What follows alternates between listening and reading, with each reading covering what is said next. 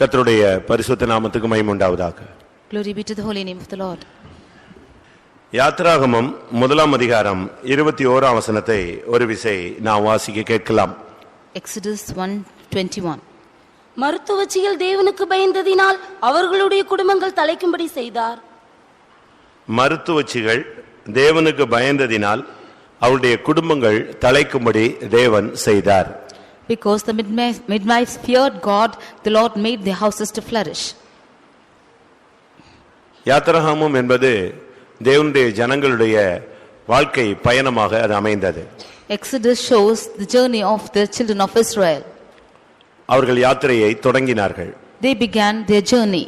அடிமைத்தனத்திலிருந்து தங்களுடைய வாழ்க்கையை அவர்கள் துவங்கினார்கள். They began their journey from the bondage. அடிமைத்தனத்திலிருந்து விடுதலை பயணம் தொடங்கினது. அதுதான் அங்கே யாத்ராகமத்திலே சித்தரிக்கப்பட்டிருக்கிறது. The journey from the bondage unto deliverance began, and that is the place where they have been delivered. அவர்கள் எகிப்திலே இருந்த நாட்களில் நடந்த ஒரு காரியம், எகிப்தின் ராஜா அவர்களுக்கு விரோதமாக எழும்ப ஆரம்பித்தான்.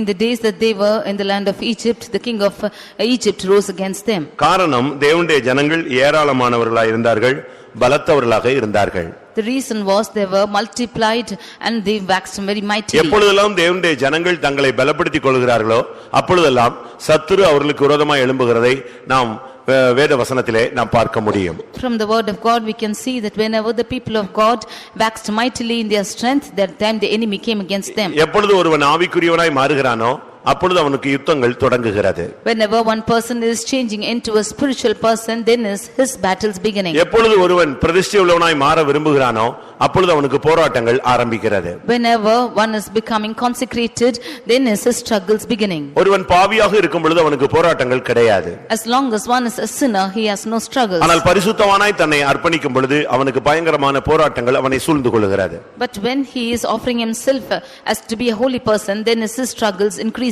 இன்றைக்கும் கூட அப்படிப்பட்ட போராட்டங்களை நாம் பார்த்துக் கொண்டே வரலாம். Even today we can see such struggles prevailing. ஆவிக்கு விரோதமாய் மாம்சமும் மாம்சத்துக்கு விரோதமாய் ஆவியும் ஒன்றுக்கு ஒன்று எதிரடையாக நியமிக்கப்பட்டிருக்கிறது.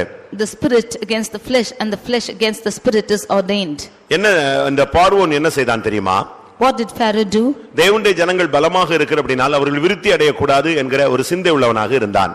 He had in his mind, because the people were becoming mighty, that they should not progress. ஆனபடியால் பிறக்கிற பிள்ளைகளை எல்லாம் கொன்று போடும்படியாக அவன் கட்டளையிட ஆரம்பித்தான்.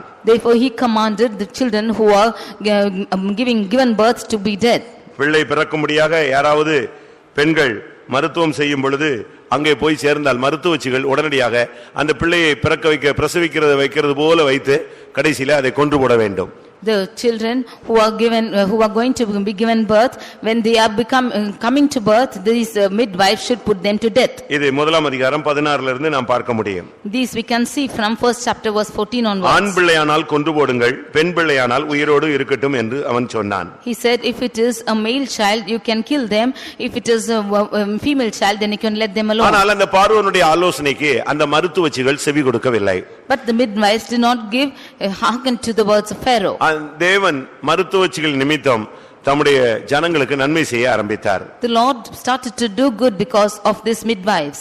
ஆனபடியால் அந்த பிள்ளைகள் எல்லாம் பாதுகாக்கப்பட்டார்கள். Therefore the children were all preserved. 20ஆம் வசனத்தில் சொல்லி இருக்கிறது, தேவன் மருத்துவச்சிகளுக்கு நன்மை செய்தார். Verse 20 we see that the Lord dwelt well with the midwives. மருத்துவச்சிகள் தேவனுக்கு பயந்ததினால் அவர்கள் குடும்பங்களை அவர் தலைக்கும்படி செய்தார். Because these midwives feared the Lord made their families to progress. இன்றைக்கு வேத பாடம், குடும்பம் தலைக்கும்படியாக நாம் என்ன செய்ய வேண்டும்? Today's Bible study is, what should we do for our families to flourish? ஒரு குடும்பம் தலைக்க வேண்டுமானால் ஒரு மனிதன் தேவனுடைய வசனத்திலிருந்து எப்படி தன்னுடைய வாழ்க்கையை அமைத்துக் கொள்ள வேண்டும்?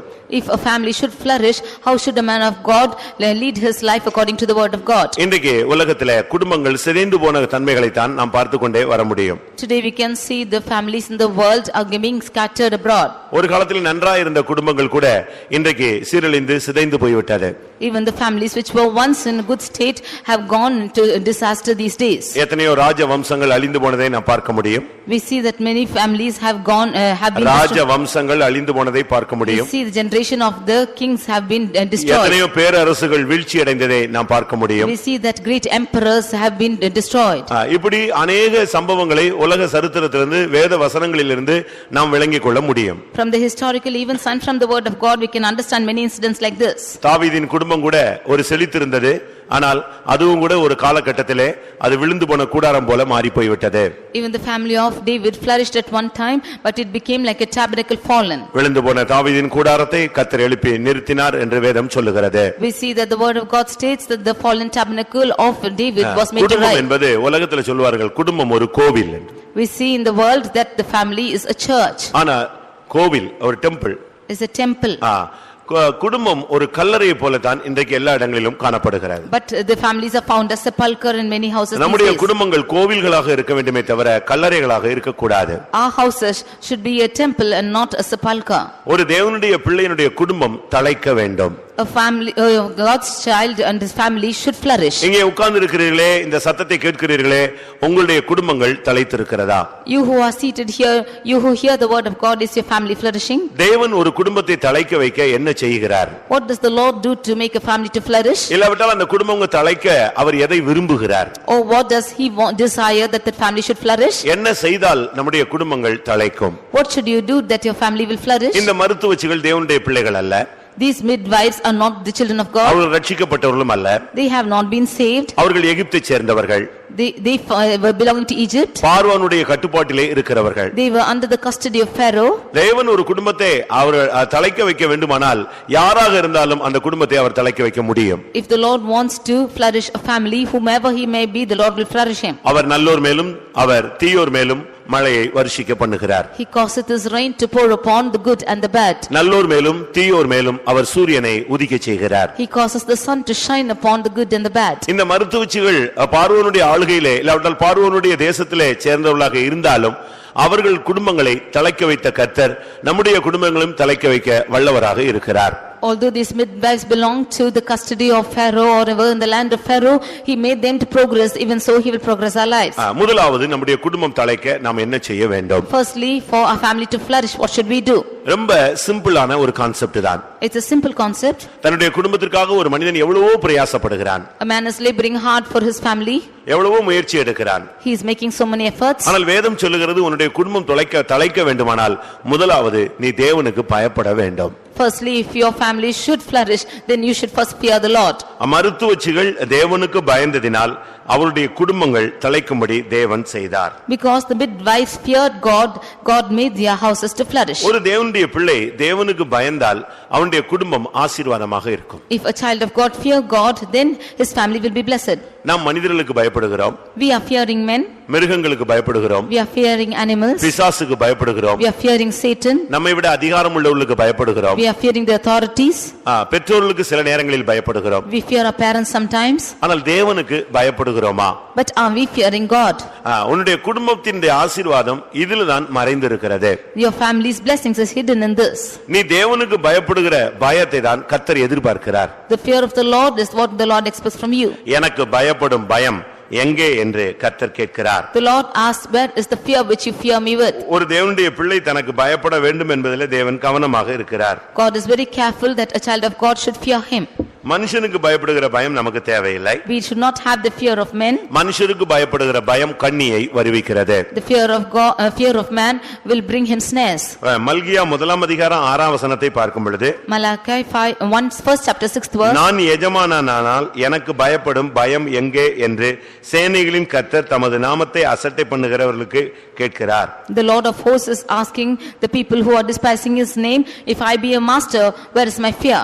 கர்த்தருக்கு பயப்படுகிற பயம் என்றால் எப்படிப்பட்டது? The fear of the Lord is what he expresses. ஒருவன் கர்த்தருக்கு பயப்பட வேண்டுமானால் எப்பொழுதுமே தேவன் என்னை காண்கிறார் என்கிற ஒரு அறிவு, ஒரு தரிசனம் அவனுக்கு இருந்து கொண்டே இருக்க வேண்டும். If one is fearing the Lord, then he should have a vision in his mind that the Lord is always looking upon him. ஒரு மனிதனுக்கு நாம் பயப்படுவதற்கு காரணம் என்னன்னா அவன் நம்மை பார்த்துட்டான் அப்படினா தான் நம்ம பயப்படுறோம். We only fear a man when we see him that he is watching over us. ஒரு தவறு செய்யும் பொழுது அவன் செஞ்சிட்டே இருக்கிறான். When he is doing a mistake, he is ஆனா அதே committing it. தவறை ஒருவன் பார்த்துட்டான்னு சொன்ன உடனே இவனுக்கு ஒரு பதட்டம் உண்டாகிறது. But when that mistake is being seen by the others, then he is being troubled. ஐயோ பார்த்துட்டானே இந்த செய்தி இவனுக்கு கிடைச்சிருச்சே இதுதான் ஒரு பயத்தை நமக்குள்ளே உண்டு பண்ணுகிறது. This fear is caused in him because he has seen me and he has known what he has done. இதை விட முக்கியமானது மனுஷன் பார்க்கறானோ மனுஷன் கேட்கறானோ இல்லையோ தேவன் உன்னை என்ன செய்கிறார்?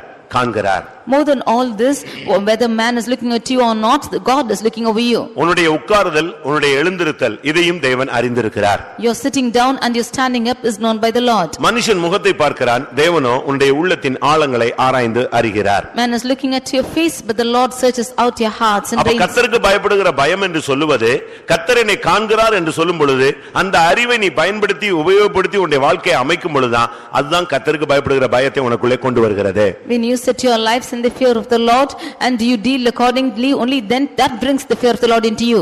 அதனால்தான் அங்கே அந்நிய தேசத்திலே யோசேப்பு அந்த பெண் அவனை பாவம் செய்யும்படியாக தூண்டின பொழுது நான் தேவனுக்கு பயப்படுகிறவன் என்று அவன் சொன்னான். That is why in that strange land, when that woman wanted to sin with him, he said that I fear the Lord. அப்பா பார்க்கவில்லை, Father did not see, அம்மா பார்க்க முடியாது, mother could not see, அண்ணன் தம்பி யாருக்கும் எதுவுமே தெரியாது. neither the brethren knew anything. அவன் எப்படியும் வாழலாம், He can live any way he எந்த likes. சூழ்நிலையிலும் வாழலாம். At any situation he can live. இனி எப்படி இருந்தாலும் அவனுக்கு என்ன பெரிய பிரச்சனையே கிடையாது. However he lives, there's no problem for him. ஆனால் இப்பொழுது அவன் என்ன சொல்லுகிறான்? But now what he says? தேவனுக்கு விரோதமாய் நான் பாவம் செய்வது எப்படி என்றான். He says, how can I sin before the Lord? அப்படியானால் இதிலிருந்து என்ன விளங்கிக் கொள்கிறோம்? That means what can we understand from தேவன் this? என்னை காண்கிறார் ஒன்று.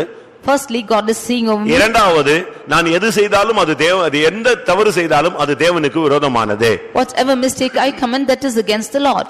இந்த இரண்டு அறிவும் எப்பொழுதும் ஒரு தேவனுடைய பிள்ளைக்கு இருந்து கொண்டே இருக்க வேண்டும். Both these experiences must be found in a child of God. ஒன்று கர்த்தர் உன்னை காண்கிறார். Firstly, the Lord is watching over you. இரண்டாவது நீ எந்த ஒரு தவறு செய்தாலும் அது தேவனுக்கு விரோதமானது. Secondly, whatever mistake you commit, it is against the Lord. இந்த ரெண்டு அறிவும் தான் உன்னை சரிப்படுத்தும்போதே அதுதான் தேவனுக்கு பயப்படுகிற பயம். Only these two experiences are rectifying you, that is the fear of the Lord.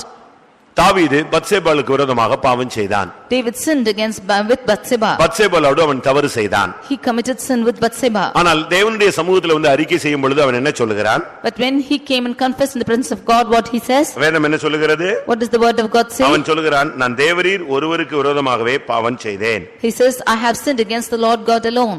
51ஆம் சங்கீதம் 4ஆம் வசனத்தில் இந்த வார்த்தையை அவர் உபயோகிக்கிறான். 51st Psalm verse 4, he says this word. அப்படியானால் இது தேவனுக்கு விரோதமான குற்றம் என்கிற அறிவு இவனுக்கு இப்பொழுதுதான் கிடைத்தது. When did he receive the wisdom of ஆனால் தேவன் என்னை காண்கிறார் என்கிற அறிவு அவனுக்கு இருந்திருக்குமானால், if he had the thought that the Lord is watching over him, தேவன் என்னை பார்த்துக் கொண்டே இருக்கிறார் என்கிற அறிவு இருந்திருக்குமானால் இந்த தவறை அவன் செய்திருக்கவே மாட்டான். he wouldn't have committed the sin if the Lord is watching over him. லூக்கா எழுதின சுவிசேஷத்திலே நாம் அந்த இளைய குமாரனை பார்க்கும் பொழுது, In the Gospel of Luke, when we see about the younger son, அவனுடைய அறிக்கை என்ன? what is his confession? ஒரு காலத்தில் அவனுக்கு அந்த அறிவு இல்லை. He did not have this wisdom once upon a time. இஷ்டத்துக்கு பாவம் செய்து தன்னுடைய ஆஸ்தியை அழித்தவன். He lived according to his sin and left all his riches. ஆனால் இப்பொழுது அவனுக்கு ஒரு தெளிவான அறிவு கிடைத்தது. Now he had a clear mind. அந்த அறிவு என்ன சொல்லி கொடுத்தது? What does that mind say to நீ him? செய்ததெல்லாம் பரலோகத்துக்கு விரோதமானது. All what you have done is against heaven. நீ செய்ததெல்லாம் பரத்துக்கு விரோதமான ஒரு செயல். All your actions are against heaven. அது தகப்பனுக்கு விரோதமான ஒரு செயல். It is the works against the father. இது அவனுக்கு ஆவி அந்த புத்தி தெளிந்தபோது கிடைத்த ஒரு அறிவு. When he had a sober mind, he had this vision. லூக்கா 15:18 இல்லாவிட்டால் 21 நாம் இதை பார்க்க முடியும். Luke 15:18 and 21 we can see இதிலிருந்து this. என்ன விளங்கிக் கொள்ளுகிறோம்? What do we understand from this? தேவன் தன்னை பார்க்கிறார் என்ற அறிவு இல்லாதவன் தேவனுக்கு பயப்படாமலே வாழ்ந்து கொண்டு வருகிறான். He who has no vision that the Lord is seeing, looking over him, does not live with fear. தேவன் என்னை காண்கிறார், நான் செய்கிற தவறுகள் தேவனுக்கு விரோதமானது என்ற அறிவு எப்பொழுது வருகிறதோ அவன் தேவனுக்கு பயந்து நடக்கிறான். எந்த சூழ்நிலையிலும் அவன் பாவத்துக்கு இடம் கொடுக்க மாட்டான். Whenever he has the mind that the Lord is watching over me and the Lord is looking upon my mistakes, then he will not give room for sin any time. இப்படிப்பட்ட வாழ்க்கையை தான் யோவான் சொல்லும் பொழுது தேவனால் பிறந்தவன் பாவம் செய்யான் என்று அவன் சொல்லி காண்பிக்கிறார். That is what John says, that he who is born of God will not commit sin. ஒரு தகப்பன் தன்னுடைய குடும்பம் தலைக்க வேண்டுமானால், ஒரு தாய் தன்னுடைய குடும்பம் தலைக்க வேண்டுமானால் தேவனுக்கு பயந்தவர்களாய் மாற வேண்டியது அவசியம். If a father should make his family to flourish or the mother should make the family to flourish, then he should have the fear of புருஷன் God. மனைவி பிள்ளைகள் இளைப்பாறுதலோடு தழைத்த ஒரு குடும்பமாக இருக்க வேண்டுமானால் அவர்கள் தேவனுக்கு பயப்பட்டே ஆக வேண்டும். If the husband, wife and children should live as a family which is flourishing, then they should definitely fear God. ஒரு தகப்பன் தேவனுக்கு பயப்படுகிறான், தாய் தேவனுக்கு பயப்படுகிறாள், பிள்ளை தேவனுக்கு பயப்படுகிறாள் என்று சொன்னால் அந்த இடத்துல பாவத்துக்கு இடமே இல்லை. If the father is fearing God and the mother is fearing God and so the children, there is no room for sin. அந்த குடும்பம் எப்படி இருக்கும் தெரியுமா?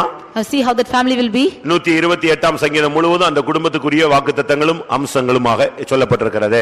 The 128th psalm is belonging to that family and the blessings belong to them. 128ஆம் சங்கீதம் முதலாம் வசனத்தை வாசிக்கலாம். Psalm 128 verse 1. கர்த்தருக்கு பயந்து அவர் வழிகளில் நடக்கிறவன் எவனோ அவன் பாக்கியவான். பாத்தீங்களா, கர்த்தருக்கு பயந்து நடக்கிற மனுஷனுடைய வாழ்க்கை அங்கே அழகாக சித்தரிக்கப்பட்டிருக்கிறது. The life of a man who is fearing God, his life is prescribed here. அவனுடைய மனைவி எப்படி இருப்பாள்? How his wife will be? அவனுடைய பிள்ளைகள் எப்படி இருப்பார்கள்? How his children would be? அவன் எப்படி இருப்பான்? How he would be? அவனுடைய பிள்ளைகளுடைய பிள்ளைகள் எப்படி இருக்கும்? How will it be his grandchildren? இதெல்லாம் தெளிவாக அங்கே அழகாக சொல்லப்பட்டிருக்கிறது. These are cited clearly in this place. இதிலிருந்து என்ன விளங்கிக் கொள்கிறோம்? What do we understand from this? தேவனுக்கு பயந்தால் நம்முடைய குடும்பங்கள் தழைக்கும். If we should fear God, then our families will flourish. நம்மில் எத்தனை பேர் தேவனுக்கு பயந்த ஒரு வாழ்க்கை வாழ்கிறோம்? How many of us are living a life fearing God? இந்த உலகத்துல உன்னுடைய காணிக்கையை தேவன் எதிர்பார்க்கிறது இல்ல. The Lord does not expect an offering from you in this world. இந்த உலகத்துல நீ கொடுக்கிற காணிக்கை அவருக்கு முக்கியமே கிடையாது. Your offering in this world is not pleasing to him. சங்கீதக்காரன் சொல்கிறான், என்னுடைய பணம் என்னுடைய செல்வம் உமக்கு தேவையில்லை என்று அவனே சொல்லுகிறான். Psalmist says that my riches are not wanted to you. என்னுடைய செல்வம் உமக்கு தேவையாயிராது. My riches are not wanting for you. சங்கீதம் 16:2 என் செல்வம் உமக்கு வேண்டியதில்லை. In Psalm 16:2 we can see that my riches does not belong to you. அவர் எதிர்பார்க்கிறது என்ன தெரியுமா? What does he expect from us? ஒரு தேவனுடைய பிள்ளையிடத்திலிருந்து கர்த்தர் எதிர்பார்க்கிற ஒரு காரியம் என்ன?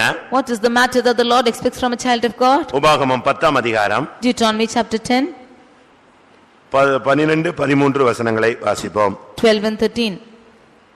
உபாகமம் 10ஆம் அதிகாரம் 12-13. இப்பொழுதும் இஸ்ரவேலே, நீ உன் தேவனாகிய கர்த்தருக்கு பயந்து அவர் வழிகளில் எல்லாம் நடந்து அவரிடத்தில் அன்பு கூர்ந்து உன் முழு இருதயத்தோடும் உன் முழு ஆத்துமாவோடும் உன் தேவனாகிய கர்த்தரை சேவித்து நான் இன்று உனக்கு கற்பிக்கிற கர்த்தருடைய கற்பனைகளையும் அவருடைய கட்டளைகளையும் உனக்கு நன்மை உண்டாகும்படி கைக்கொள்ள வேண்டும் என்பதையே அல்லாமல் வேறே எதை உன் தேவனாகிய கர்த்தர் உன்னிடத்தில் கேட்கிறார். முதல் வார்த்தை, இஸ்ரவேலே உன் தேவனாகிய கர்த்தருக்கு பயந்து நட, வேற எதை உன் தேவனாகிய கர்த்தர் உன்னிடத்தில் கேட்கிறார்? The first verse he says, now Israel, what does the Lord God require of thee but to fear the Lord thy God? கர்த்தருக்கு பயந்து நடக்கிறது தான் கர்த்தர் முதலாவது உன்னிடத்தில் கேட்கிறார். Firstly the Lord asks thee to walk in fear of அதிலிருந்து என்ன God. விளங்கிக் கொள்கிறோம்? What do we understand from this? ஒரு பாவம் இல்லாத ஒரு வாழ்க்கையை தான் கர்த்தர் உன்னிடத்தில் எதிர்பார்க்கிறார். A life without sin is what the Lord expects from you. மற்ற எதுவுமே தேவன் உன்னிடத்திலிருந்து எதிர்பார்க்கிறது இல்லை. The Lord does not expect anything else from you. உன்னுடைய பணம், உன்னுடைய பொருள், உன்னுடைய ஆஸ்தி இவைகள் எல்லாம் அவருக்கு முக்கியமானது அல்ல. Your money, your riches and your wealth is not important for him. ஒரு மனிதனுடைய ஊழியத்தை விட ஜீவியம் முக்கியமானது. More than the ministry of a man, his life is most important. இங்கே நாம் பார்க்கும் பொழுது அந்த மருத்துவச்சிகள் தேவனுக்கு பயந்தார்கள். Here the midwives fear the Lord.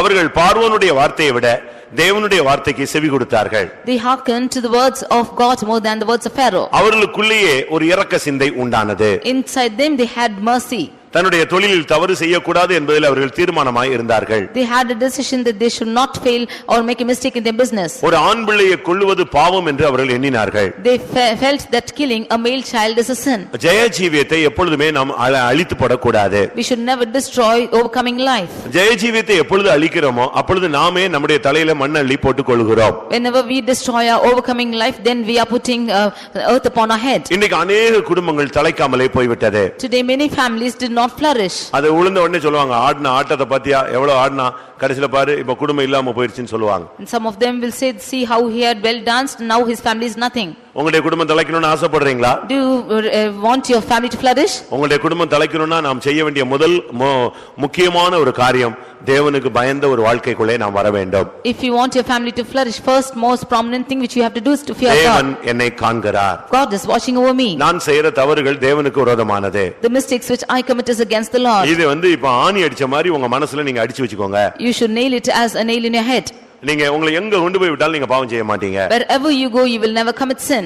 அது ஒரு தீர்மானம் போல நீங்க வச்சுக்கொள்ளணும். You should make a determination like this. மனுஷன் காணவில்லை, தேவன் காண்கிறார். Man is not watching, but God is ஒரு watching. மனிதன் சொல்லுகிறான், விடியற் காலத்து செட்டைகளை அடித்து நான் உயர ஏறி போனாலும் அங்கேயும் உம்முடைய கை என்னை பிடிக்கிறது. A man of God says that if I should flutter my wings and go as the dew in the morning, even there your hand is over me. நான் பாதாளத்துல போய் படுக்கை போட்டாலும் அங்கேயும் உம்முடைய கை என்னை பிடிக்கிறது. If I go and lay my bed in the hell, even there your hand is over me. அப்ப நீ எங்க போனாலும் கர்த்தர் உன்னை கண்டுகொண்டே வருகிறார். So wherever you go, the Lord is watching over you. அதனால உன்னுடைய மனசாட்சிக்கு நீ பதில் சொல்ல முடியாமலே நீ வாழ்க்கையில நொந்து போய் விடுவாய். So you are not able to answer your conscience and you are becoming failing in உன்னுடைய life. இருதயமே உன்னை குற்றவாளியாக தீர்த்தால் தேவன் அதிலும் பெரியவராய் இருந்து உன்னை நியாயம் தீர்ப்பார். If your heart itself will accuse you, God being above all will judge you. இந்த குடும்பத்தை குறித்து ஒரு தெளிவான அறிவு நமக்கு தேவை. We should have a clear mind about this family. இப்போ உள்ள குடும்பங்கள் எப்படிப்பட்ட குடும்பங்கள் தெரியுமா? See how the families are these days. இந்த சின்ன பிள்ளைங்க எல்லாம் மணல்ல வீடு கட்டுவாங்க, பாத்திருக்கீங்களா? You would have seen children building their houses on the sand. கொஞ்ச நேரம் விளையாடுவாங்க. They will play for some time. யார் வீட்லயா இருந்தது டேய் வர்றியா அப்படினா போதும் உடனே எல்லாத்தையும் மண்ணு கிண்ணல தள்ளி உடைச்சு போயிட்டு வரண்டு போயிட்டே இருப்பாங்க. If somebody from a house will say come are you coming, then immediately he casts out everything and goes off. இது வந்து சிறு பிள்ளைகளுடைய வாழ்க்கை. This is the life of small children. இன்னைக்கு நமக்குடைய பெரியவங்க கூட இப்படி தான் வாழுகிறார்கள். Even elderly people are living like this. யாராவது அம்மா கூப்பிட்டா அண்ணன் கூப்பிட்டா தம்பி கூப்பிட்டா குடும்பத்தையே உடைச்சு நொறுக்கி குப்பையில போட்டு போயிட்டே இருக்கான். If the father, brother or sister will call, then they are breaking their families and going off. முதலாவது நம்முடைய குடும்பத்தை குறித்து ஒரு தெளிவான அறிவு நமக்கு தேவை. Firstly, we need a clear wisdom about a family. அப்படி ஒரு அறிவு இல்லாத ஆளு கல்யாணம் கட்டவே கூடாது. One who is not having this vision should not get married. வயசாயிடுச்சுன்னு சொல்லிட்டு கல்யாணம் கட்டி விட்டு அவன் போய் குடும்பத்தை போட்டு குழப்ப கூடாது. Not to say that you are aged person going and getting married should not confuse the family. குடும்பம் வந்து ஒரு விசுவாச வீடு போல இருக்கணும். A family should be like a faith home. ஒரு பிரேயர் ஹவுஸ் போல இருக்கணும். It should be like a prayer house. அது ரட்சிக்கப்பட்ட ஒரு இடமாக இருக்க வேண்டும். It should be a saved place. வீடு வந்து நீங்க நல்ல ஒரு மெயின்டைன் பண்ண வேண்டும். You should maintain your house well. House maintain பண்ணனும்னா நல்லா சுத்தம் பண்ணி வைக்கணும் அப்படி நான் சொல்ல வரல. உங்களுடைய லைஃப், உங்களுடைய குடும்பம், மனைவி, புருஷன், பிள்ளை, இந்த அமைப்பு வந்து தேவனால் ஏற்படுத்தப்பட்ட ஒரு அமைப்பு. The husband, wife and the children have been kept as a temple by the Lord. அவர் ஒருவனை அல்லவா படைத்தார். He has created one person. எதற்காக ஒருவனை படைத்தார்? For what purpose did he create? தேவ பக்தியுள்ள சந்ததியை பெரும்படித்தானே. That he might develop holy descendants. அப்படிதான் வேதம் சொல்லுகிறது. That is how the word of God says. ஒருவனை கர்த்தர் படைச்சதுக்கு காரணம் அவன் மூலமா தேவ பக்தி உள்ள ஒரு சந்ததியை அவர் பெற்றுக்கொள்ள வாஞ்சித்தார். The reason for God creating one person is to create holy descendants out of him. உங்களுடைய குடும்பம் எப்படி இருக்குன்னு பாருங்க. How is your family? உங்களுடைய குடும்பம் தலைக்குதா? How is your family flourishing? நமக்கு சென்னையில ஒரு விசுவாச வீடு இருக்கிறது. In Chennai we have a faith home. பக்கத்துல கல்லறை. And nearby is a sepulchre. அங்க வந்து இப்ப அடக்கம் பண்ணிட்டே இருப்பாங்க அடிக்கடி.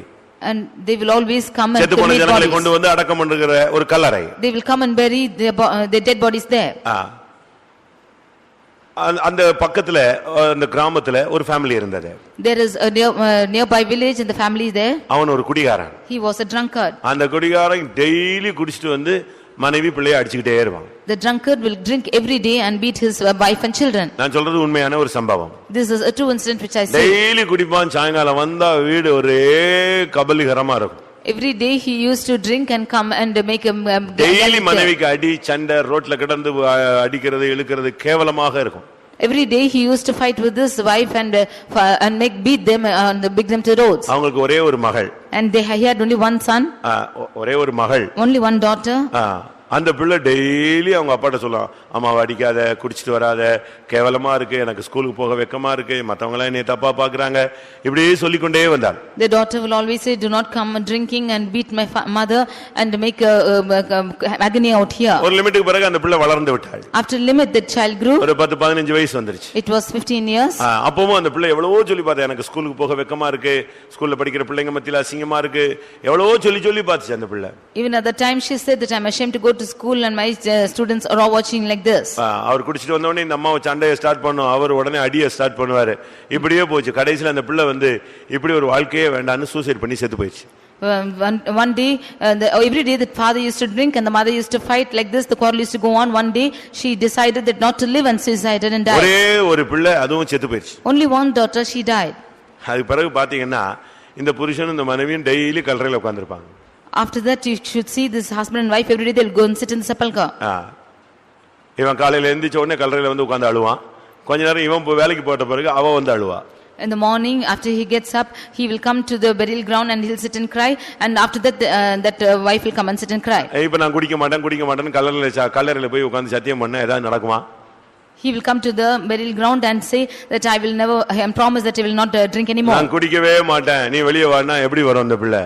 If he says, I will never drink anymore, you come out. இப்படி எவ்வளவோ பேருக்கு தங்களுடைய குடும்பங்களை சந்ததிகள் எல்லாம் அழிச்சவங்க இருக்கிறாங்க.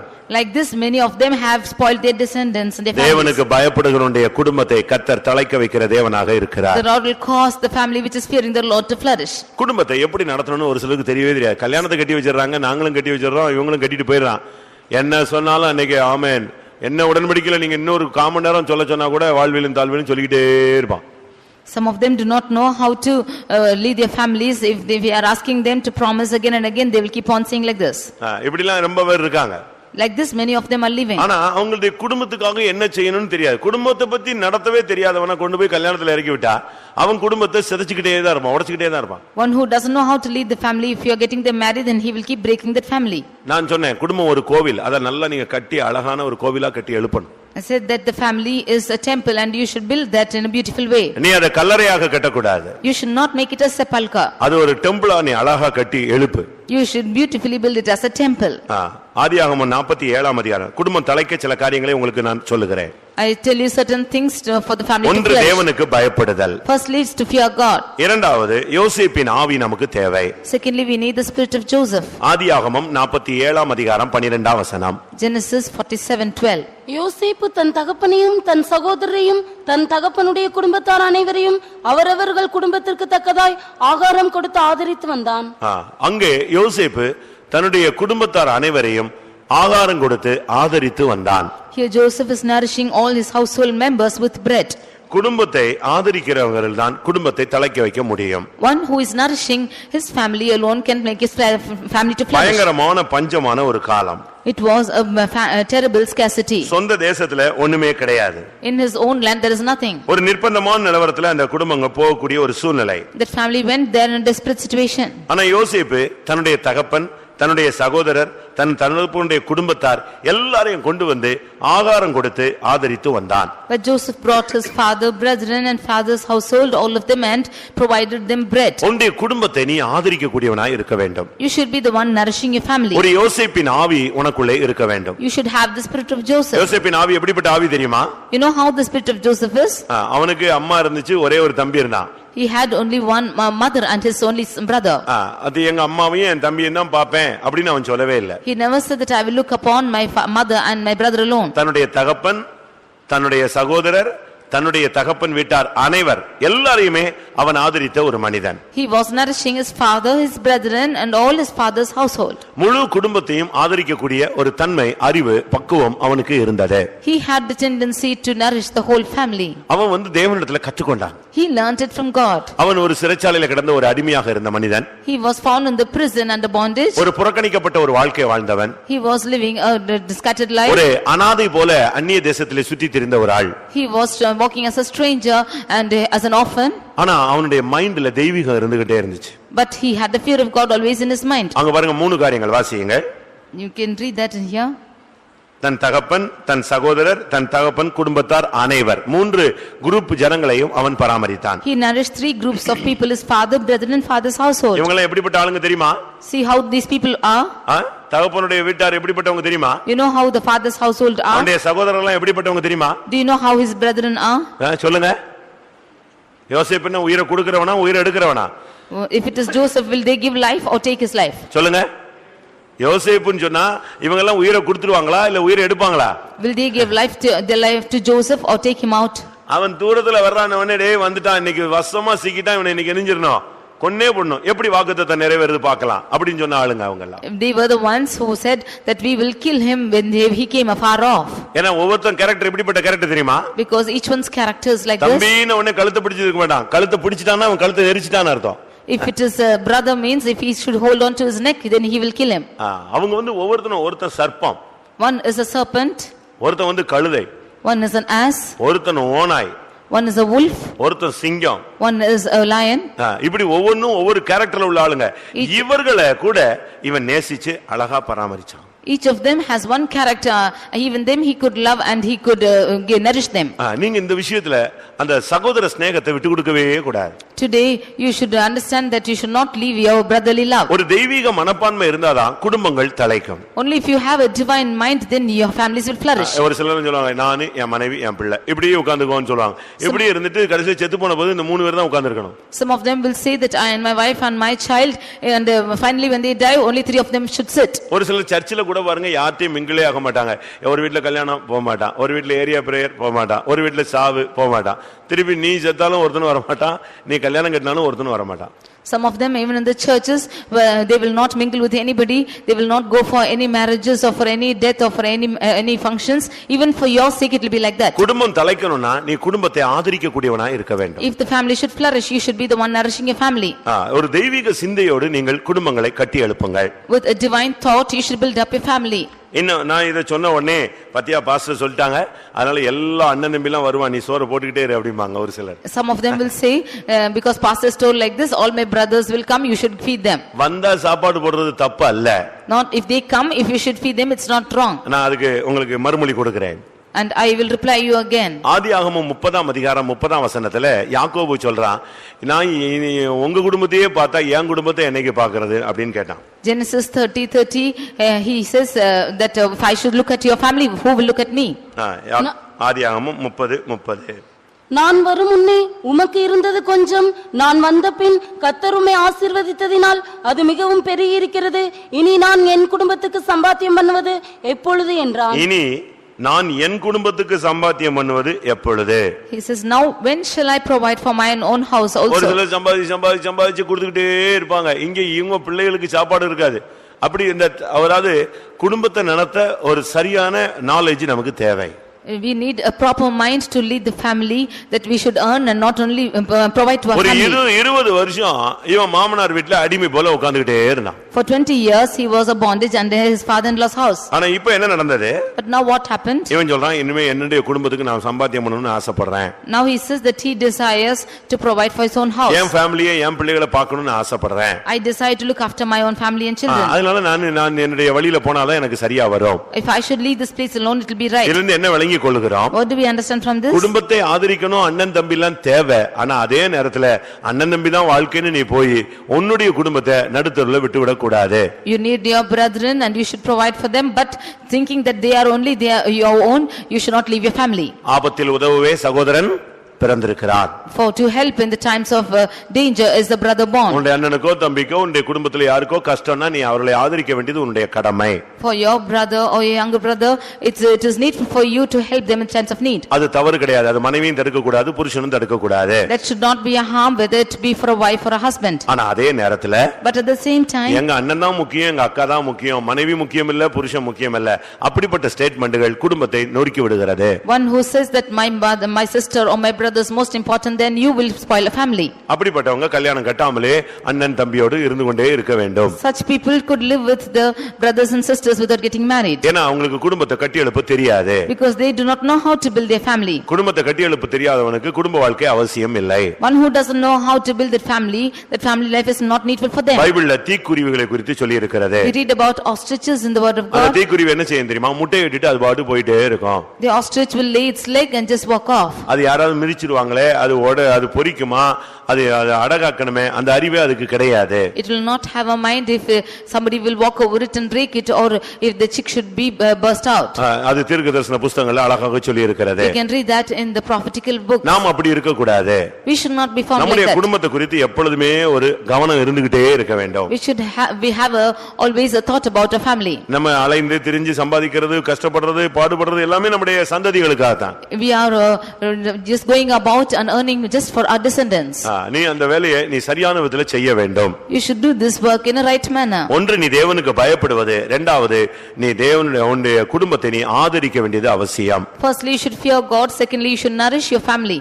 மூன்றாவது Thirdly, இங்கே யாக்கோபு சொல்கிறான் என் குடும்பத்துக்கு நான் சம்பாத்தியம் பண்ண வேண்டும். here Jacob says that I should provide for my own ஒரு house. சிலர் எல்லாம் சம்பாத்தியம் பண்ணுவாங்க ஒரே நாள்ல அழிச்சிருவாங்க. Some of them will earn but destroy it in one day. அது தவறு. That is wrong. சுகபோக வாழ்வை நம்ம வாஞ்சிக்க வேண்டிய அவசியமே கிடையாது. We should not desire for a luxurious life. 1ஆம் தேதியில இருந்து 10ஆம் தேதி வரைக்கும் பாத்தீங்கன்னா ராஜ சாப்பாடா இருக்கும். 30ஆம் தேதி பாத்தீங்கன்னா பிச்சைக்கார சாப்பிடுற சாப்பாடாயிரும்.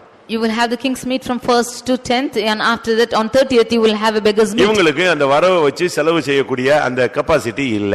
They have no capacity to run the family with the income. ஒரு சிலர் வந்து சம்பாதிச்சது காலியாகிற வரைக்கும் அடுத்த சம்பாத்தியம் பண்ண மாட்டான். Some of them until they make an end for their all their salary they will not go and earn. உனக்கு கையில் கர்த்தர் கிருபை தர வரைக்கும் நீ சம்பாதிச்சிட்டே இருக்கலாம். As the long the Lord grants you grace you should go and earn. வேதம் என்ன சொல்லுகிறது? What does the word of God say? ஐஸ்வரியத்தை சம்பாதிக்கத்தக்க பலனை கர்த்தரே உனக்கு தருகிறார். The Lord grants the strength that you might earn riches. உபாகமம் 8ஆம் அதிகாரத்தை பார்க்கும் பொழுது Deuteronomy chapter 8 18ஆம் வசனத்திலே verse 18 ஐஸ்வரியத்தை சம்பாதிக்கிறதான பலனை அவரே உனக்கு கொடுக்கிறவர். The Lord grants the strength that you might earn your riches. அதனால கர்த்தருடைய ஆசீர்வாதம் உனக்கு ஐஸ்வரியத்தை தரும். Therefore the blessing of the Lord will add riches to him. உன் கையினால் செய்ய முடிந்ததை நீ முழு பலத்தோடு செய் கர்த்தர் அதை உனக்கு வாய்க்க பண்ணுவார். That which you do out of your hands do it with all your strength and the Lord will make it கடன் வாங்கி வாழ்வதை விட உன் கையின் பிரயாசத்தை நீ சாப்பிடுவது நல்லது. More than getting lent from the others and eating it's good for you to eat of the fruit of your hands. இப்ப யாக்கோபு 20 வருஷம் மாமனார் வீட்ல இருந்து விட்டான். Jacob was there in his father-in-law's house for 20 அவன் years. சொல்றான் இப்பொழுது இனிமே நான் என் குடும்பத்துக்கு சம்பாதிக்கணும்னு ஆசைப்படுறேன். He said hereafter I desire to earn for my family. ஏன்னா எனக்கும் பிள்ளைகள் இருக்காங்க. Because I too have children. என்னுடைய பிள்ளைகளுடைய வருங்காலத்தை நான் பார்க்க வேண்டும். I should look for the future of my children. அது அவனுடைய சிந்தையில இருந்து கொண்டே இருந்தது. That was in his mind.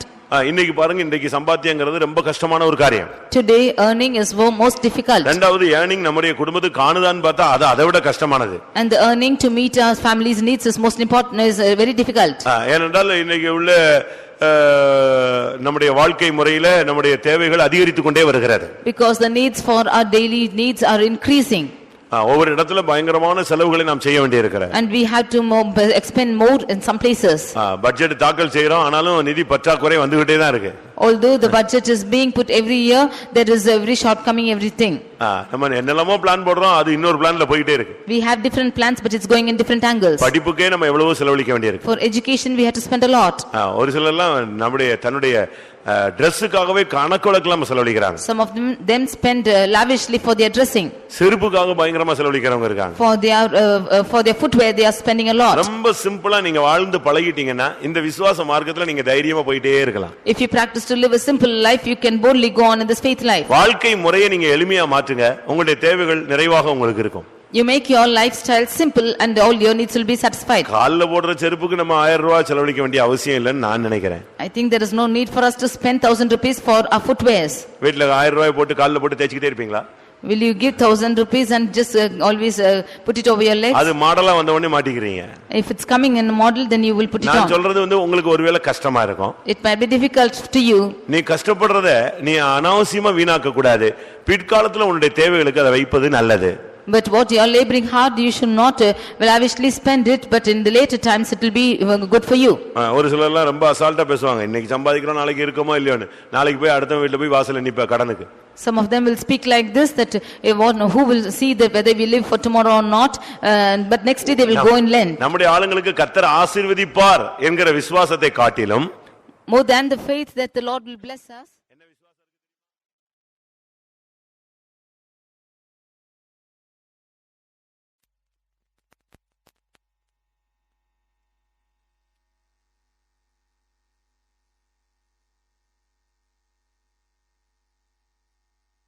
எப்படியாவது வாங்கிருன்னு சொல்றான். He says that more than I having the faith that I will repay the money which I ask for. கர்த்தர் உன்னை ஆசீர்வதிப்பார் என்று விசுவாசி. வாங்கின கடனை திரும்ப கொடுக்க உதவுவார் என்று நீ விசுவாசிக்க வேண்டாம். You should believe that the Lord will bless me, not to believe that you can repay the debt. உன்னுடைய பிள்ளைகளுக்காக நீ சம்பாதிக்க வேண்டும். You should earn for your children. உன்னுடைய குடும்பத்துக்காக நீ சம்பாதிக்க வேண்டும். For your family you should earn. ஒரு அதே நேரத்துல சம்பாதிக்கணும்னு சொல்லிட்டு நீ கஞ்சத்தனமா சுத்தணும்னு அவசியம் இல்ல. You should not be miserly because you are earning. எளிமையான வாழ்க்கை வேறு, கஞ்சத்தனமான வாழ்க்கை வேறு. Living a simple life is different from a life of a miser. உண்ண உணவும் உடுக்க உடையும் இருந்தால் அதுவே போதும் என்று இருக்க கடவோம். You should be satisfied if you have to eat and to drink and to போதும் clothe. என்கிற மனதுடனே கூடிய தேவ பக்தியே மிகுந்த ஆதாயம். Divinity with contentment is much more gain. குடும்பம் தலைக்கணும்னா நீ அந்த குடும்பத்துக்காக பிரயாசப்பட வேண்டியது அவசியம். If the family should flourish, you have to labor for that family. 98ஆம் சங்கீதம் 3ஆம் வசனத்தை பார்க்கும் பொழுது In 98 Psalm verse 3, அங்கே கிருபையும் உண்மையையும் கர்த்தர் நினைவு கூர்ந்தால் உன் குடும்பம் தலைக்க ஆரம்பிக்கும். if you should rest upon the grace and the truth, your family will flourish.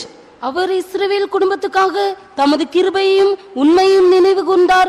பூமியின் எல்லைகள் எல்லாம் நமது தேவனுடைய ரட்சிப்பை கண்டார். உன்னுடைய குடும்பத்துக்காக தேவன் கிருபையை நினைவு கூறுகிறார். The Lord remembers your mercy and truth for your family. குடும்ப வாழ்க்கைக்கு கிருபை ரொம்ப அவசியம். You need grace for your family life. ஆண்டவருடைய உண்மை நமக்கு அவசியம். We need the truth for the கிருபை இல்லன்னா எந்த பெரிய குடும்பமும் நல்ல அமைந்த குடும்பம் கூட ஒரே நிமிஷத்துல உடைஞ்சு போயிடும். If you have no mercy or grace in 1 second, however great the families, it will be broken. குடும்ப வாழ்க்கைக்கு மிகவும் தேவையானது கிருபை. You need grace for the family life. கிருபை எப்போ கிடைக்கும்? When will the grace be broken? கிருபை எப்போ கிடைக்கும்? How will the grace be broken? சொல்லுங்க. கிருபை எப்போ கிடைக்கும்? When will you receive grace? கூட்டத்துக்கு போனா கிடைக்குமா? Can you receive it when you go for meeting? சொல்லுங்க. அதிகாலையில் அவருடைய கிருபை புதிதாக இருக்கிறது. Early morning his grace. காலைதோறும் அவருடைய கிருபைகள் புதிது. Every day his grace is new. காலையில நீ கொஞ்ச நேரமாவது கர்த்தருடைய பாதத்துல விழுந்து கிடந்தேனா உனக்கு கர்த்தர் கிருபை கொடுப்பாரு. உன் குடும்பம் ஸ்மூத்தா ரன் பண்ண ஆரம்பிக்கும். Morning, if you should lay at the feet of God, then your family will run a smooth manner. The Lord will give you இன்னைக்கு grace. குடும்பங்கள்ல பிரச்சனைக்கு காரணமே கிருபை இல்லாததுதான். The reason why the problem is existing in families without grace. புருஷனோடு வாழ மனைவிக்கு கிருபை இல்ல. There is no grace to live for the wife. மனைவியோடு வாழ புருஷனுக்கு கிருபை இல்ல. To live with a wife, the husband has no grace. பிள்ளைகளை அழகாக பராமரிக்க கிருபை இல்ல. To look after the children, you have no grace. அந்த கிருபை இல்லாதனால தான் அங்க குழப்பங்கள் அதிகரிக்கிறது. Because you have no grace, confusions are existing. உங்களுடைய குடும்பத்துல நடக்க உங்களுக்கு கிருபை இருக்கா? Do you have grace to lead your family? நீங்க டெய்லி இந்த கிருபையை வாங்கிட்டு உங்களுடைய குடும்பத்தை ரன் பண்ணுங்க, எந்த பிரச்சனையும் இருக்காது. You receive this grace every day and run your family, you will have no problems. அதே பிரச்சனை வரும், ஆனா இந்த கிருபை அதை அழகா டாக்கிள் பண்ணி உன்னை கொண்டு போய்டும். The problems will definitely come, but this grace will tackle your problems. அழகா அதே பிரச்சனை, ஐயோ மறுபடியும் இதே பிரச்சனையா அப்படிம்ப, ஆனா கிருபை உனக்கு இருந்துச்சுன்னா அது அழகா நீ கடந்து போயிடுவே. You will think as to why this problem again, but if you have grace, you will beautifully go through. ஆனா ஒரு நாள் நீ எழும்பி அந்த கிருபையை பெற்றுக்கொள்ளாத பட்சத்தில், But if you do not get this grace every day, தேவன் வராத இடத்துல யார் வந்துருவா? where the Lord does not come, இன்னொரு ஆள் உள்ள வந்துருவா. another person will come inside. அவன் கலகத்தின் தேவன். He is the one of confusion. அவன் போட்டு உன் குடும்பத்தை காலையில இருந்தே கலக்க ஆரம்பிச்சிருவான். He will come and confuse your family early in the morning itself. ஒரு மேட்டர் நீ பேசணும்னா பேசலாமா வேண்டாமா ஆண்டவருடைய பாதத்துல கொஞ்ச நேரம் உட்காரு. If you have to speak a matter, you sit in the presence of God, ask him whether you can speak or தெரிஞ்ச not. உடனே அது அறிஞ்ச உடனே அதை கேட்கணும் அப்படிங்கிற கட்டாயம் எல்லாம் கிடையாது. You should not have an urging to ask that matter immediately after you know. அது சரியா இருந்தாலும் தவறா இருந்தாலும், May it be good or bad. அத பேசலாமா வேண்டாமான்னு கொஞ்ச நேரம் பாதத்துல தேவனுடைய பாதத்துல உட்காரு. Be in the feet of God and ask whether you can speak it or not. ஆண்டவரே இந்த காரியத்தை நான் கேட்கலாமா? Lord, can I ask this matter? ஆண்டவரே இந்த காரியத்தை நான் பேசலாமா? Lord, can I speak this matter? இது பேட்டா வித்தியாசமா வருமா? Will it come contrary if I நீங்க speak? என்ன எதிர்பார்க்கறீங்க? What do you expect? ஆண்டவர் மௌனமா இருந்தா மௌனமா இரு, ஏன்னா அவர் யுத்தம் பண்ண போறாருன்னு அர்த்தம். If the Lord asks you to be silent, he will work for you, so be silent. உன்னை மௌனமா இருக்க சொன்னா மௌனமா இரு, உன்னை பேச சொன்னா நீ பேசு. If he asks you to be silent, be silent. If he asks you to speak, மௌனமாக எரிகோவை சுத்தி வர வேண்டிய ஒரு நேரம் உண்டு. it's a time to be silent and come around Jericho. ஆர்ப்பரிப்போடு எரிகோவை சுத்தி வர வேண்டிய நேரமும் உண்டு. There is a time to come around Jericho with rejoicing. அதனால நீங்க எந்த நேரத்துல எப்படி செய்யணும்னு ஆண்டவர்ட்ட கேளுங்க. Therefore you ask God as to what you should do at what time. நான் இவ்வளவு நாள் மௌனமா இருந்ததா எல்லாரும் என் தலை மேல ஏறி போயிட்டாங்க அப்படிங்கறியா?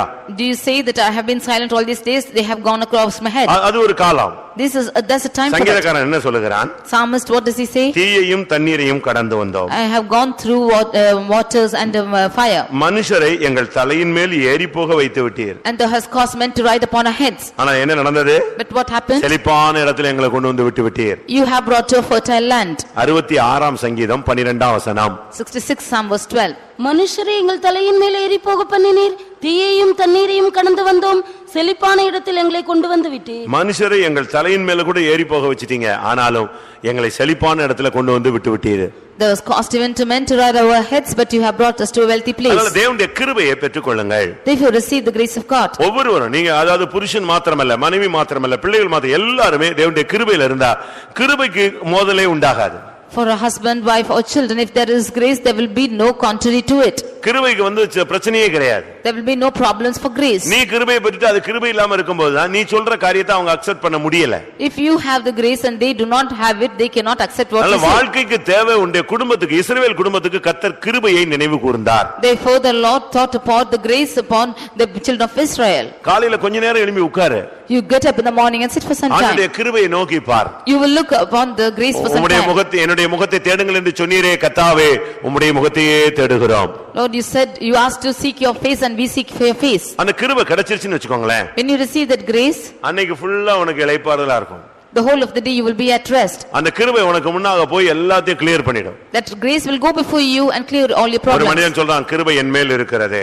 One man says that your grace is upon me. அதே இன்னொரு மனிதன் சொல்றான் கிருபை என்னை சூழ்ந்து இருக்கிறதே. Another man says that your grace is surrounding me. கிருபையில நான் நிற்கிறேன். I am standing within அந்த grace. கிருபை என்னை தாங்குகிறதே. And that grace is upholding me. என்னை செயல்பட வைப்பது தேவனுடைய கிருபையே. It's the grace of God which is making me to work. எல்லாமே கிருபைன்னு வரும் பொழுது அங்க பிரச்சனையே கிடையாது. When everything comes under grace, there's no problem at all. கிருபை இல்லாத குடும்பங்கள் தான் சீரழிகிறது. The families without grace is being scattered. உங்க வீடுகள்ல திடீர்னு ஒரு குழப்பம் வருதுன்னு சொன்னா அன்னைக்கு அங்க கிருபை ஏதோ ஒரு விதத்துல நஷ்டப்பட்டுச்சுன்னு அர்த்தம். If there is a confusion in your family, then you should see that your grace is destroyed somewhere in that day. கிருபை நஷ்டப்படும் பொழுது தான் குழப்பம் ஜாஸ்தி ஆகும். உடனே நீ என்ன செய்யணும்? கர்த்தருடைய பாதத்தில் விழுந்து கர்த்தாவே கிருபை தாருன்னு கேட்கணும். Only when grace is being destroyed, immediately you should fall at the feet of Jesus and say, "The God give me more grace." உங்க குடும்பம் எப்படி இருக்கு? கிருபைனால நல்லா இருக்கு அப்படின்னு சொல்லணுமே தவிர நான் இப்போ அப்படி மாறிட்டேன்ல அதனால இப்போ ரொம்ப பயந்து போய் இருக்காங்க அப்படி சொல்ல கூடாது. கிருபையினால நல்லா இருக்குன்னு நீ சொல்லி பழகு. You should always say my family is well by the grace of God, and not to say that I have changed and therefore they are in this state. 135 சங்கீதம் 20 வசனத்துல நீங்க துதிக்கும் பொழுது இந்த கிருபை உங்களுக்கு கிடைக்கிறது. Psalm 135 verse 20 we see when you praise God you receive this grace. Levi குடும்பத்தாரே கர்த்தரை ஸ்தோத்திரியுங்கள், கர்த்தருக்கு பயந்தவர்களே கர்த்தரை ஸ்தோத்திரியுங்கள். லேவி குடும்பத்தாரே கர்த்தருக்கு பயந்தவர்களே கர்த்தரை ஸ்தோத்திரியுங்கள். O house of Levi, he that fear the Lord bless the Lord. நீ கர்த்தருக்கு பயந்தேன்னா தானாகவே ஸ்தோத்திரம் பண்ணிட்டே இருப்பாய். If you will fear the Lord, you will automatically praise God. வீட்ல ஒரு சின்ன பிரச்சனை, நீ வாய்க்குள்ளேயே ஸ்தோத்திரம் பண்ணு, மனதுக்குள்ளேயே ஸ்தோத்திரம் பண்ணு, அந்த ஆவி அடிபட்டு போயிடும்.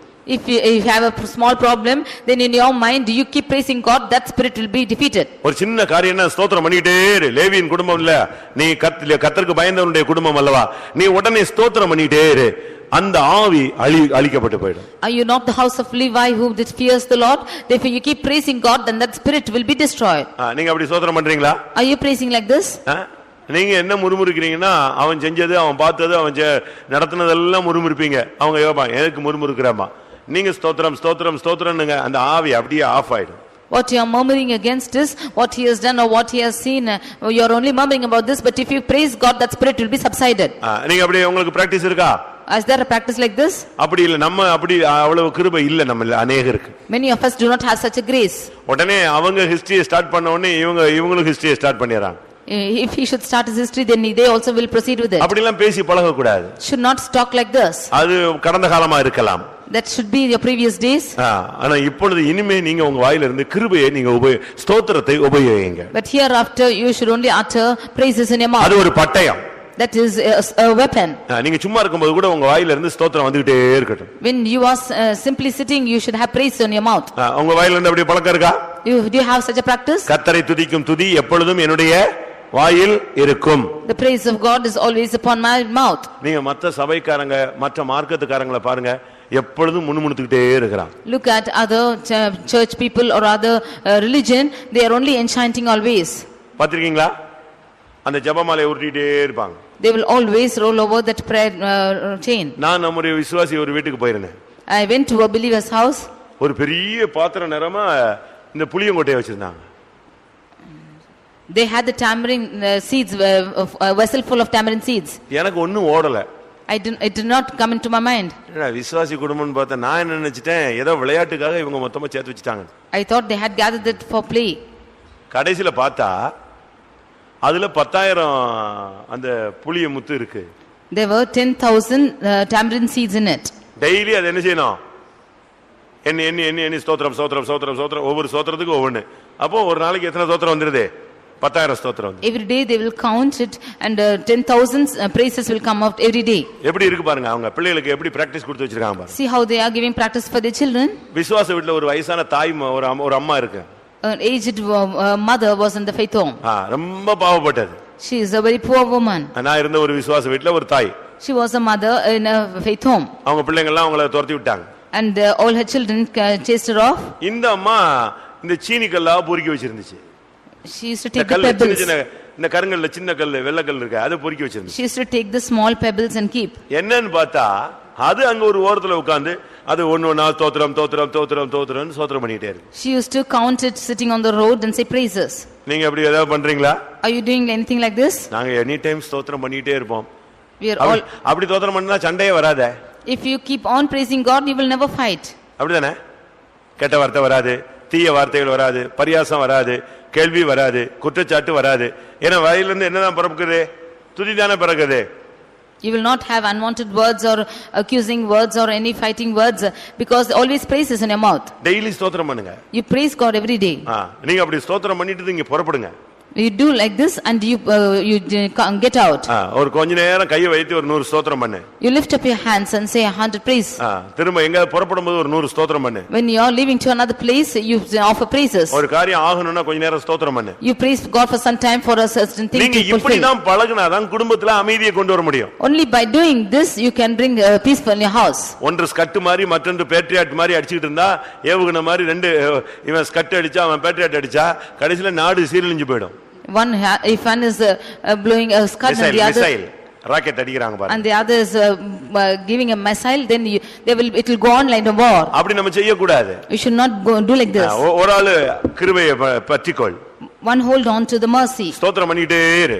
You keep praising God. எவ்வளவு இயேசு அடியை வாங்கினார் நமக்காக.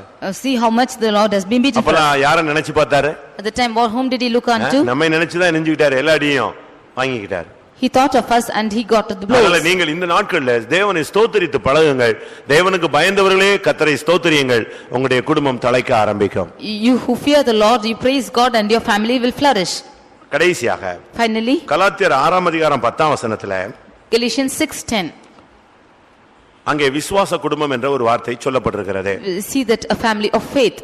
ஆகையால் நமக்கு கிடைக்கும் சமயத்துக்கு தக்கதாக யாவருக்கும் விசேஷமாக விசுவாச குடும்பத்தார்களுக்கும் நன்மை செய்ய கடவோம். விசுவாச குடும்பத்தார் விசுவாச குடும்பத்தாராய் மாற வேண்டும். The household should become a household of faith.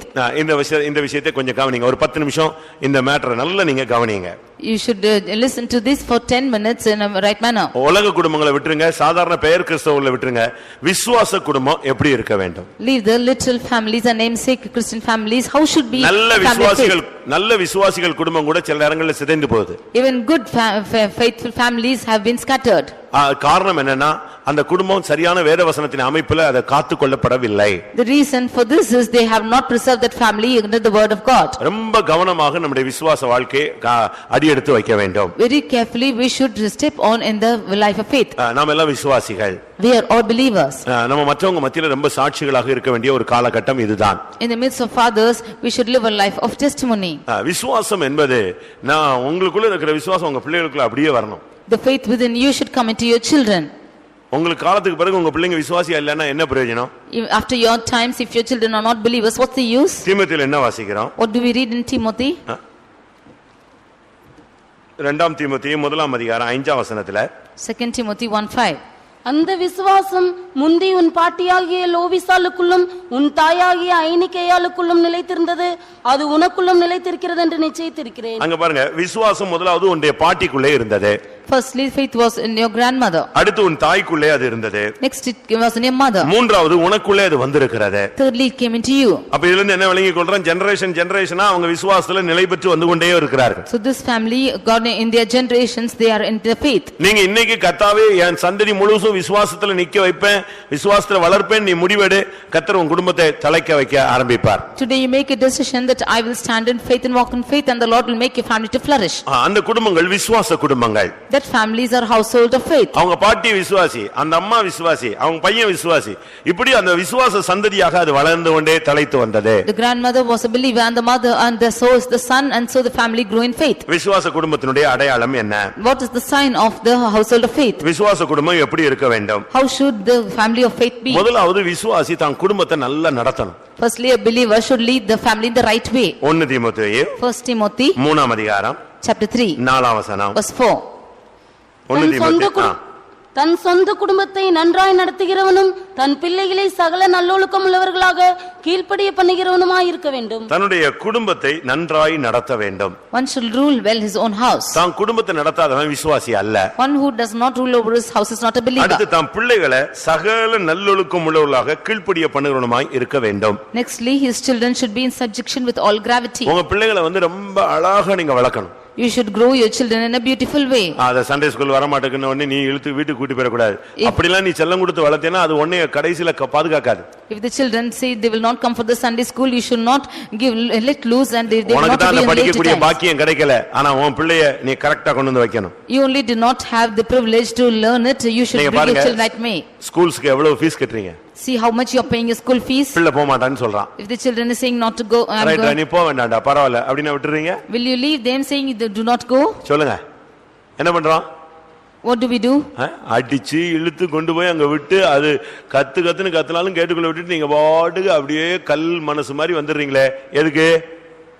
பணம் கொடுத்துருக்கல. We are beating our children and dragging them, and if they are crying, we are coming as hard at people because we are paying money. காரிய விஷயங்கள்ல நாம அப்படி இல்ல. But in the matter of God's things, அதனால தான் உங்களுடைய பிள்ளைகள் ஃபியூச்சர்ல ஒரு விசுவாசியாகவே இல்ல. Therefore, in their future, your children are not believers. அத தெய்வீகத்துல நீ வளர்க்கவில்லை. You are not building that divinity. அன்னைக்கு தான் நீ ஊருக்கு போவ, உன் பிள்ளை இழுத்துட்டே போய்டுவ. Only that day you will go to your native and your children will not be at home. கர்த்தருடைய விஷயத்துல தாய் கொஞ்சம் கண்டிப்பா இருந்தா தகப்பன் அதெல்லாம் அவ்வளவு கண்டிப்பெல்லாம் கொண்டு வர வேண்டாமா. அப்போ இவன மாதிரி தான் அது கெடுகட்டதா மாறும். If the mother is strict in God's things, then the father says you should not be strict, and therefore ரெண்டு பேரும் ஒரே மைண்ட்ல தான் உங்க பிள்ளைகளை வளர்க்கணும். Both of them should grow their children in the same mind. ரெண்டு பேருக்கும் ரெண்டு மைண்ட் இருக்கவே கூடாது. Both of them should not have dual thoughts. உன் குடும்பத்தை நீ நன்றாய் நடத்தணும். சகல நல்லொழுக்கத்துல உன் பிள்ளைகளை நீ கண்ட்ரோல் பண்ணி கொண்டு வைக்கணும். You should rule your children, your house in a good manner and control your children in good ways. அது அவங்க இப்படி வளர்க்கறாங்க நான் இப்படி வளர்க்கறேன் அப்படி மத்தவனை பார்த்துலாம் நீ வளர்க்க வேண்டிய அவசியம் இல்ல. Do not compare others and lead your children in that way. எத்தனையோ வருஷம் குழந்தை இல்லாத ஒரு குடும்பத்துக்கு குழந்தையை கர்த்தர் கொடுத்தார். புருஷனும் மனைவியும் கர்த்தருடைய தூதன்ட்ட கேட்டாங்க, அந்த பிள்ளையை நாங்க எப்படி நடத்தணும் எப்படி வளர்க்கணும்னு எங்களுக்கு சொல்லிட்டாங்க, நாங்க அதே மாதிரி வளர்க்கறோம்னு சொன்னாங்க. Many years the parents did not have children and the father and mother came and said that teach us as to how we will take care of the child, and they grew likewise. சரியான விதத்துல நம்முடைய பிள்ளைகளை நாம் வளர்க்க கவனமா இருக்க வேண்டும். We should be very careful to grow our children in the right manner. நன்றாய் உன்னுடைய குடும்பத்தை நடத்த தெரியணும் உனக்கு. You should know how to rule well over your house.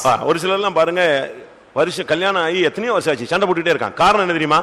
இன்னும் புருஷனை அவ ஸ்டடி பண்ணவே இல்ல, மனைவி அவ அவன் ஸ்டடி பண்ணவே இல்ல. Some of them are still fighting after many years of marriage because they are still not studied their husband or their wife.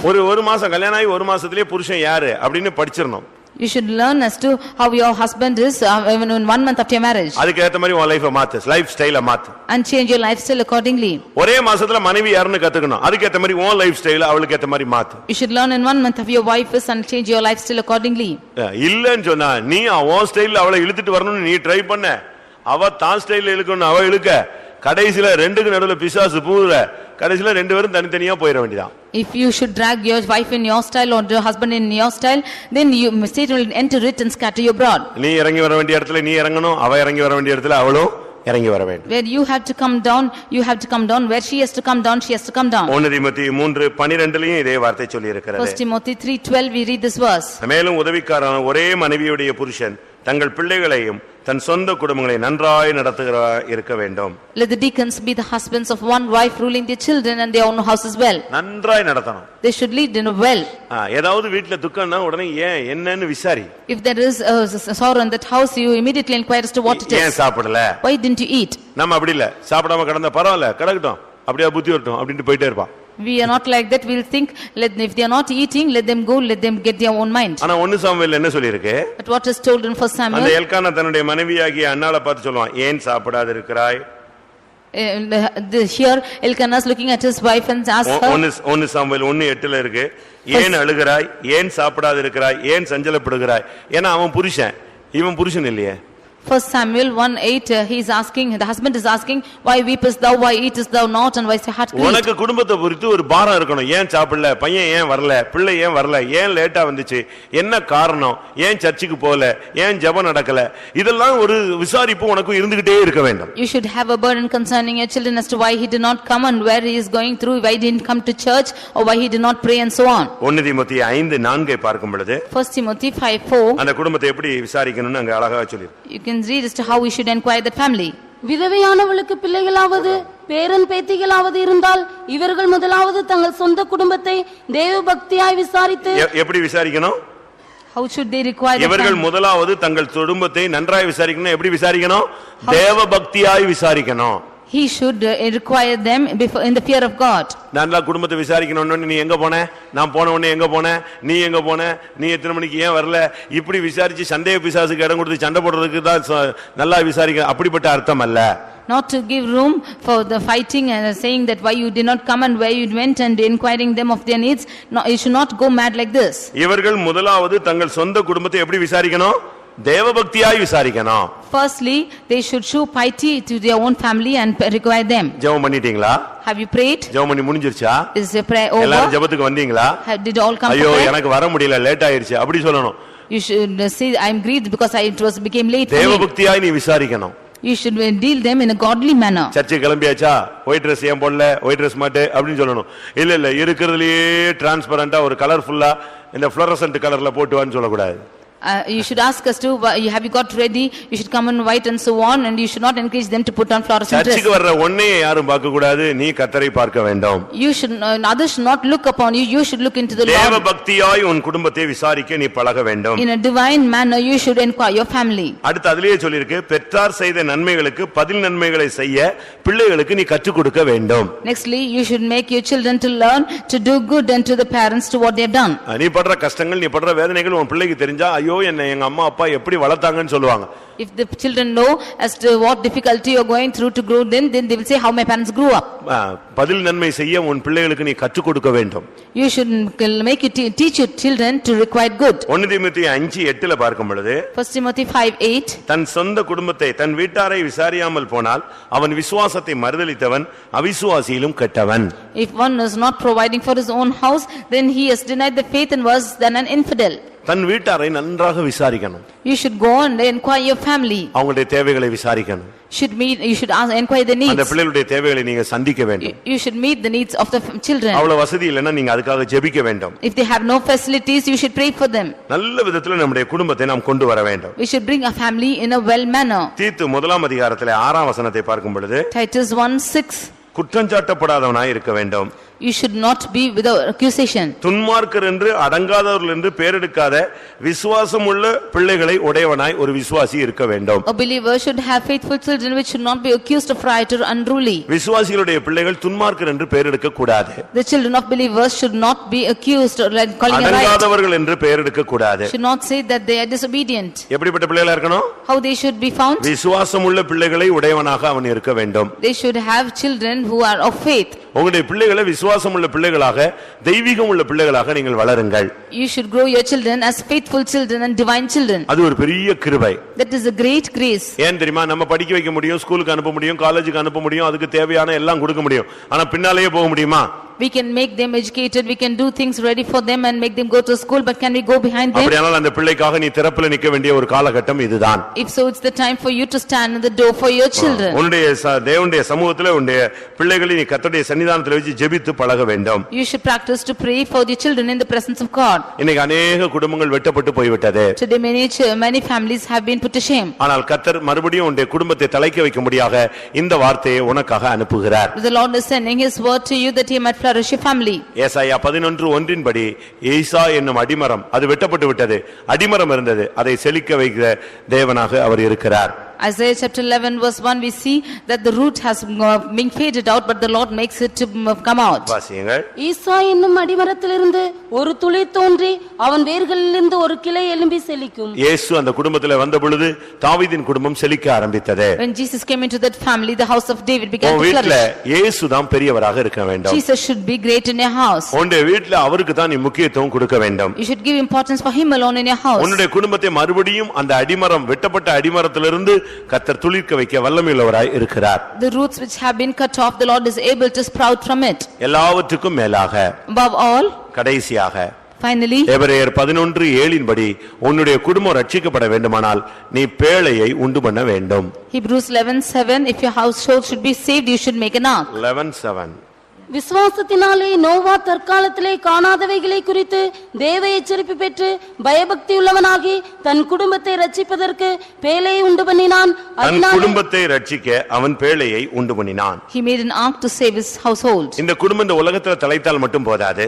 Not only the family is flourishing in this world, இந்த குடும்பம் இந்த உலகத்துல ஆதரிக்கப்பட்டால் மட்டும் போதாது. not only they have been looked upon in இந்த this world, குடும்பத்துக்காக நீ ஓடி ஓடி சம்பாதித்தால் மட்டும் போதாது. not going and earning for your family alone, இந்த குடும்பத்தை விசுவாச குடும்பமாய் நீ நிறுத்த போராடினால் மட்டும் போதாது. not striving to make them a faithful house, நல்ல ஒரு குடும்ப வாழ்க்கை நீ வாழ்ந்து சாட்சியாக வாழ்ந்தால் மட்டும் போதாது. not only living a good family life and living a life of இந்த testimony, குடும்பம் ரட்சிக்கப்பட வேண்டும். this family should be saved. இது எழுத்தின் பிரகாரமான ஆரம்ப ரட்சிப்பு அல்ல, ஆத்தும ரட்சிப்பை காண்பிக்கிறது.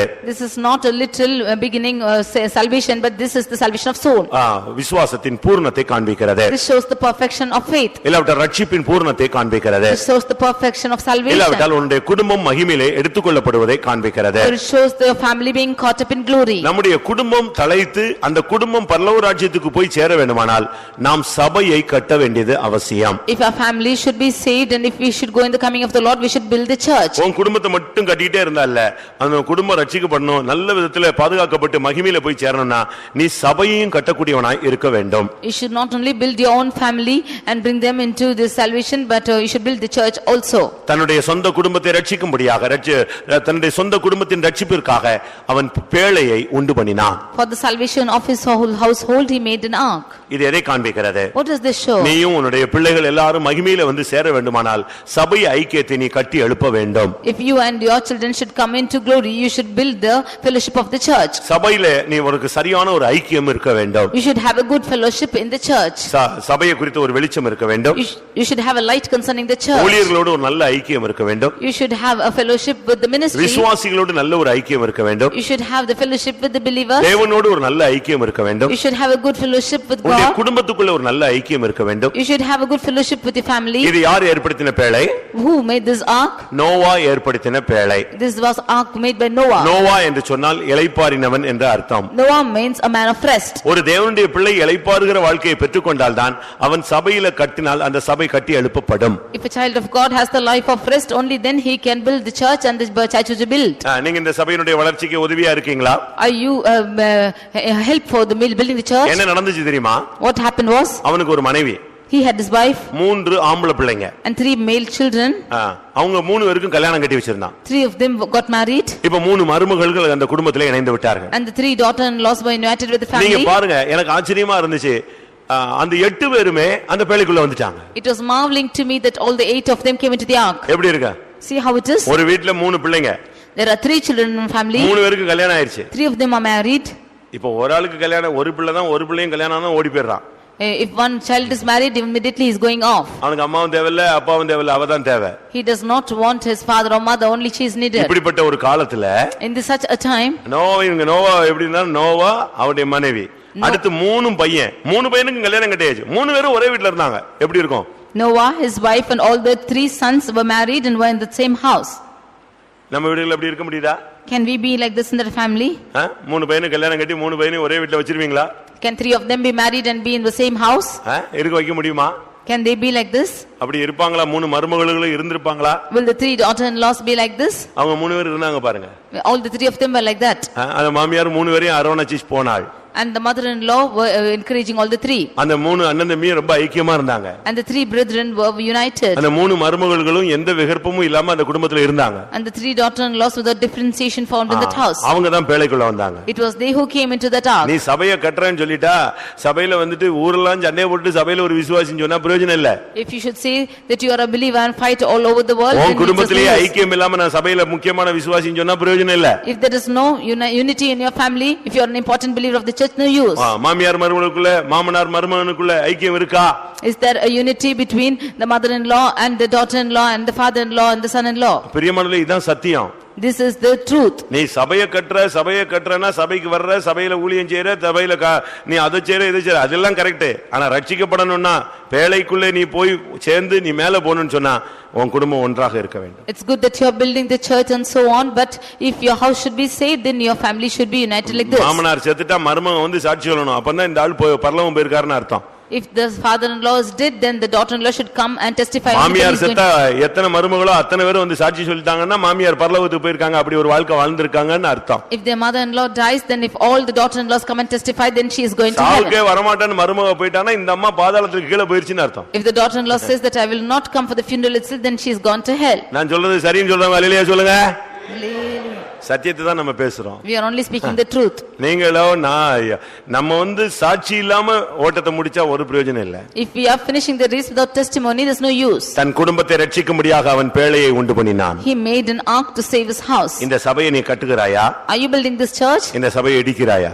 Are you breaking this church? குடும்ப வாழ்க்கையை நீ கட்டுகிறாயா? குடும்ப வாழ்க்கையை இடிக்கிறாயா? Are you building your family life or breaking the family life? புத்தியுள்ள ஸ்திரீ தன் வீட்டை கட்டுகிறாள், புத்தி இல்லாத ஸ்திரீயோ தன் கையினால் தன் வீட்டை இடித்து போடுகிறாள். A wise woman is building the house and the non-wise woman is breaking with her own எத்தனை hands. பேர் குடும்பம் தலைக்க வேண்டும் என்று ஆசைப்படுகிறீர்கள்? How many of you want your families to flourish? குடும்பம் தலைக்க நீங்கள் கர்த்தருக்கு பயந்து வாழ்க்கை வாழுங்கள். For your family to flourish, you should live a life fearing the Lord. உங்களுடைய குடும்பத்தை ஆதரியுங்கள். You nourish your family. உங்கள் குடும்பத்துக்காக நீங்கள் சம்பாதியுங்கள். You earn for your family. உங்களுடைய குடும்பத்துக்கு கிருபையை பெற்றுக்கொள்ளுங்கள். You receive grace for your family. குடும்பமாய் கர்த்தரை ஸ்தோத்திரியுங்கள். You praise God as a family. விசுவாச குடும்பமாய் உங்களுடைய குடும்பத்தை மாற்றுங்கள். You make your family as a faithful house. குடும்பத்தை நன்றாய் விசாரியுங்கள். You inquire your family well. தேவ பக்தியிலே விசாரியுங்கள். You inquire பிள்ளைகளை தெய்வீகமாக வளர்த்து கொண்டு bring வாருங்கள். children in a divine manner. எல்லாவற்றுக்கும் மேலாக சபையை கட்டுங்கள். Above all, you build the church. முழு குடும்பமாய் சபையிலே இணையுங்கள். As a family, you will be united in the church. அப்படியானால் நிச்சயமா இந்த பேழை எடுத்துக்கொள்ளப்படும் பொழுது நீங்களும் கூட பாதுகாக்கப்படுவீர்கள். If you should do so, then at the coming of the Lord, you also will be preserved. சபை எடுத்துக்கொள்ளப்படும் நாள் வந்துவிட்டது. For the church to be taken up, the days ஆண்டவர் நம்முடைய ஜனத்தை சேர்க்கும் நாள் வந்துவிட்டது. and the day that the Lord is going to gather His church அன்றைக்கு is நாமும் coming. நம்முடைய குடும்பமும் மகிமையிலே போய் சேர வேண்டும். We and our family should be gathered in His glory at the day. அப்படிப்பட்ட ஒரு வாழ்க்கைக்காக உங்களை அர்ப்பணியுங்கள். For that life, you all yield yourselves. கர்த்தாவே என்னுடைய குடும்பம் தலைக்க வேண்டும் என்று சொல்லுகிறவர்கள் கண்களை மூடுங்கள். All those who want your family to flourish, you close your eyes. கர்த்தாவே என்னுடைய குடும்பத்தை ஆசீர்வதியும் என்று சொல்லுகிறவர்கள் கண்களை மூடுங்கள். All those who want your families to be blessed, you close your eyes. கர்த்தருடைய பரிசுத்த நாமம் மகிமைப்படுவதாக. Glory be to the holy name of the Lord. கர்த்தர் உங்களுடைய குடும்பங்களை தலைக்க வைக்க போகிறார். The Lord is going to make your family to flourish. Amen. Praise the Lord, praise the Lord, praise the Lord. Praise the Lord. Up and down. Hallelujah. Praise the Lord, praise the Lord. Ikarabalam tidabaya. Amen. ஒரு நிமிஷம் கண்ணை மூடி முழங்கால் படிட்டு, கர்த்தாவே என் குடும்பங்களை தலைக்க வைக்கும்படியாய் காத்திருக்கிறேன் ஆண்டவரே. என் சகோதரன் குடும்பம், என் தகப்பனுடைய குடும்பம், என் பிள்ளைகளுடைய குடும்பம், என் குடும்பம் தலைக்கும்படியாய் நான் வாஞ்சிக்கிறேன். ஹல்லேலூயா. அந்த மருத்துவச்சிகளுடைய குடும்பங்களை தலைக்க வைத்த தேவன், அந்த மருத்துவச்சிகளுக்கு நன்மை செய்து அவருடைய குடும்பங்களை தலைக்க வைத்த கர்த்தர் தேவரீர் என் குடும்பத்தையும் தலைக்க வைக்க வேண்டுமே. என் குடும்பம் அசைந்து கொண்டிருக்கிறதே, என் வாழ்க்கை அசைந்து கொண்டிருக்கிறதே, என் பிள்ளைகளுடைய வாழ்க்கை கேள்விக்குறியாய் இருக்கிறதே. குடும்பங்களை தலைக்க வைக்கிறவர் நீர் ஒருவர் என்று நான் கேள்விப்பட்டேன். தேவரீர் என் பிள்ளைகளுடைய என்னுடைய குடும்பத்தை தலைக்க வையும். எல்லாரும் வாயை திறந்து கேளுங்க பார்க்கலாம். ஆமென். கர்த்தர் உன் குடும்பத்தை தலைக்க வைத்தால் எந்த மனிதனும் ஒன்றும் செய்ய முடியாது. ஓ, உன் குடும்பம் என்கிற மரம் வெட்டப்பட்டு விட்டதோ, உன் குடும்பம் என்கிற கிளைகள் வெட்டப்பட்டு விட்டதோ, நீ பயப்படாதே. இன்னைக்கு உனக்கு ஒரு வாக்குத்தத்தம். ஈசா என்னும் அடிமரத்திலிருந்து ஒரு கிளை, அந்த வேரிலிருந்து ஒரு கிளை முளைக்கும், அது செழிக்கும். ஆமென். தலைக்காத குடும்பங்களை தலைக்க வைக்க தேவனால் முடியும்.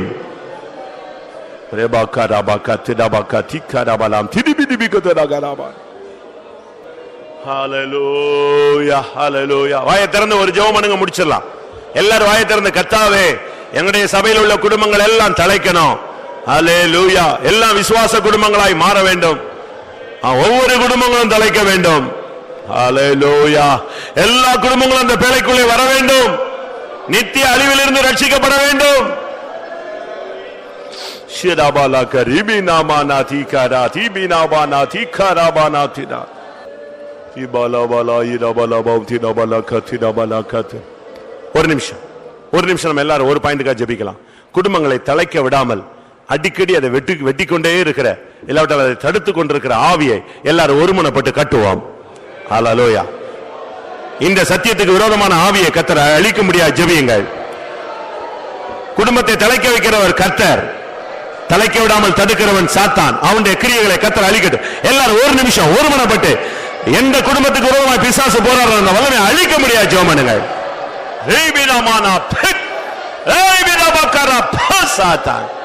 குடும்பங்களை தழைக்க விடாமல் தடுக்கிறவன். அடுத்து ஒரு ஜெபம். என்னென்ன குடும்பங்கள் நசுங்கி ஒரு மாதிரி கிடக்குதோ அந்த குடும்பங்கள்லாம் இன்னைக்கு பிறகு, இந்த ஜெபத்துக்கு பிறகு எல்லா குடும்பங்களும் நல்ல துளிர் விடணும். சமாதானம் துளிர் விடணும், விசுவாசம் துளிர் விடணும், அன்பு துளிர் விடணும், தெய்வீகம் துளிர் விடணும். எல்லா குடும்பமும் தலைக்கணும். கர்த்தர் உதவி செய்ய முடியாது. உதவி செய்ய ஜெபம் பண்ணுங்கள். ஆமென். ஈசா என்னும் அடிமரத்தில் இருந்து அதன் வேரிலிருந்து ஒரு கிளை தோன்றி எழும்பி அதை செழிக்கும் என்று சொன்னவரே, ஒவ்வொரு குடும்பங்களையும் செழிக்கவை தலைக்கவையும் ஆண்டவர்.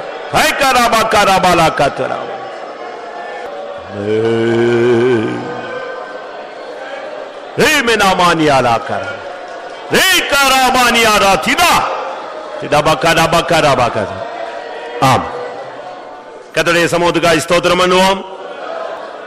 நம்முடைய குடும்பங்கள் தலைக்கும்படியாக தேவன் சொன்ன வார்த்தைகளுக்காய் ஸ்தோத்திரம் பண்ணுவோம். ஏன் தலைக்கவில்லை என்ற காரணத்தை புரிந்து கொள்ள உதவி செய்தபடினாலும் ஸ்தோத்திரம் பண்ணுவோம். தலைக்க வைக்கிறோடைய கரங்களில் நம்மை சமர்ப்பிக்க உதவி செய்தபடினாலும் ஸ்தோத்திரம் பண்ணுவோம். எல்லாவற்றுக்கும் மேலாக பேழையை உண்டு பண்ணி நோவா அதற்குள்ளே தன்னுடைய குடும்பத்தோடு பிரவேசித்தது போல நாமும் மகிமையிலே பிரவேசிக்க உதவி செய்ய முடியாது. ஸ்தோத்திரம் பண்ணுவோம். எல்லா கன மகிமை அவருக்கே செலுத்தி ஸ்தோத்திரம் பண்ணுவோம்.